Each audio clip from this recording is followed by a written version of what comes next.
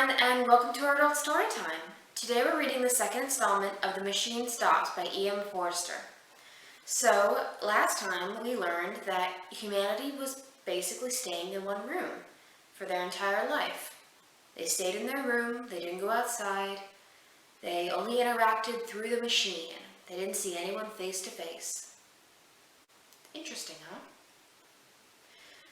So our main character, Vashti, was asked by her son Kuno to come visit him all the way across the world so that they could speak face to face. So when we last left off, she was just contemplating the tunnel that led out of her room and whether she should actually take the first step. So let's see what she does, shall we? Quick as the ship had sped westwards, the earth had rolled eastwards quicker still, and had dragged back Vashti and her companions towards the sun.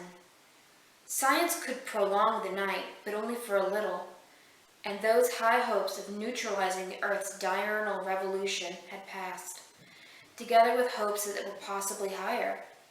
To keep pace with the sun, or even to outstrip it, had been the aim of the civilization preceding this.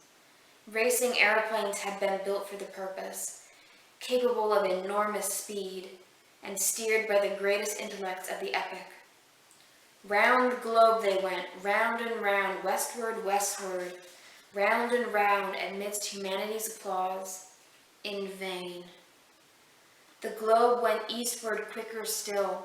Horrible accidents occurred, and the committee of the machine, at the time rising into prominence, declared the pursuit illegal, unmechanical, and punishable by homelessness. Of homelessness, more will be said later. Doubtless the committee was right, yet the attempt to defeat the sun aroused the last common interest that our race experienced about the heavenly bodies, or indeed about anything. It was the last time that men were compacted by thinking of a power outside the world. The sun had been conquered, yet it was the end of his spiritual dominion. Dawn, midday, twilight, the zodiacal path touched neither men's lives nor their hearts, and science retreated into the ground to concentrate herself upon problems that she was certain of solving. So when Vashti found her cabin invaded by a rosy finger of light, she was annoyed and tried to adjust the blind. But the blind flew up altogether, and she saw through the skylight small pink clouds swaying against a background of blue, and as the sun crept higher, its radiance entered direct, brimming down the wall like a golden sea. It rose and fell with the airship's motions, just as waves rise and fall, but it advanced steadily, as a tide advances. Unless she was careful, it would strike her face.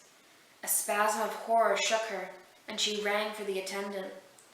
The attendant, too, was horrified, but she could do nothing. It was not her place to mend the blind.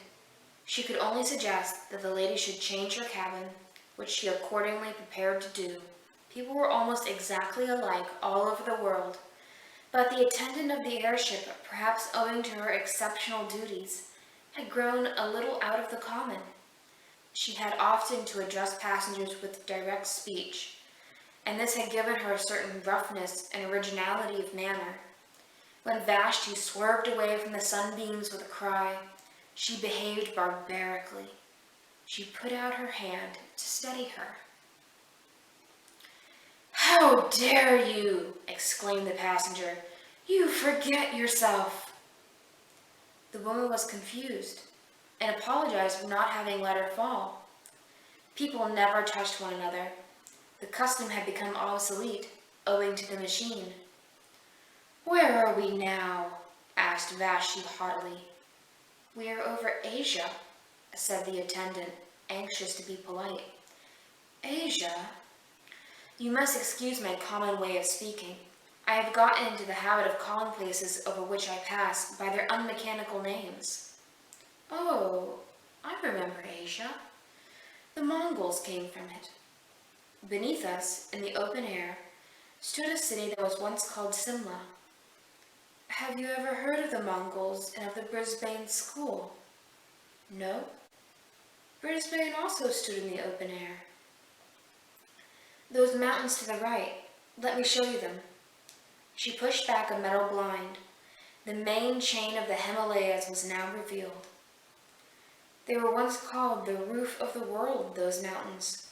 You must remember that before the dawn of civilization, they seemed to be an impenetrable wall that touched the stars. It was supposed that no one but the gods could exist above their summits. How have we advanced, thanks to the machine? How have we advanced, thanks to the machine, said Vashti. How have we advanced, thanks to the machine, echoed the passenger who had dropped his book the night before and who was standing in the passage. And that white stuff in the cracks, what is it? I have forgotten its name. Cover the windows, please. These mountains give me no ideas. The northern aspect of the Himalayas was in deep shadow. On the Indian slope, the sun had just prevailed. The forests had been destroyed during the literature epoch for the purpose of making newspaper pulp, but the snows were awakening to their morning glory, and clouds still hung on the breasts of Kanchenjunga. In the plain were seen the ruins of cities, with diminished rivers creeping by their walls, and by the sides of these were sometimes the signs of vomitories, marking the cities of today.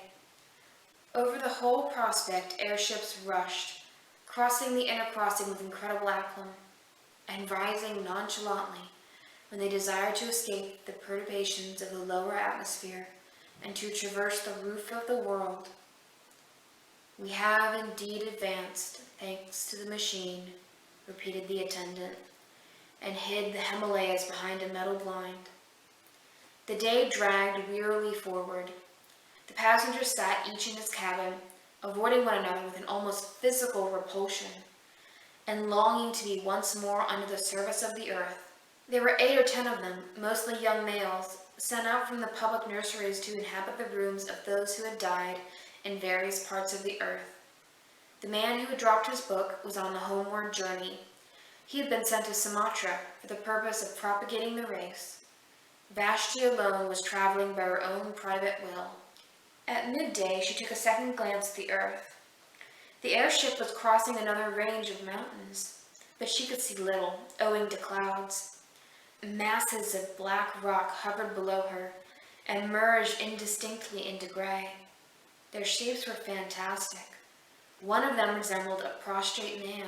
No ideas here, murmured Vashti, and hid the Caucasus behind a metal blind. In the evening she looked again. They were crossing a golden sea, in which lay many small islands and one peninsula.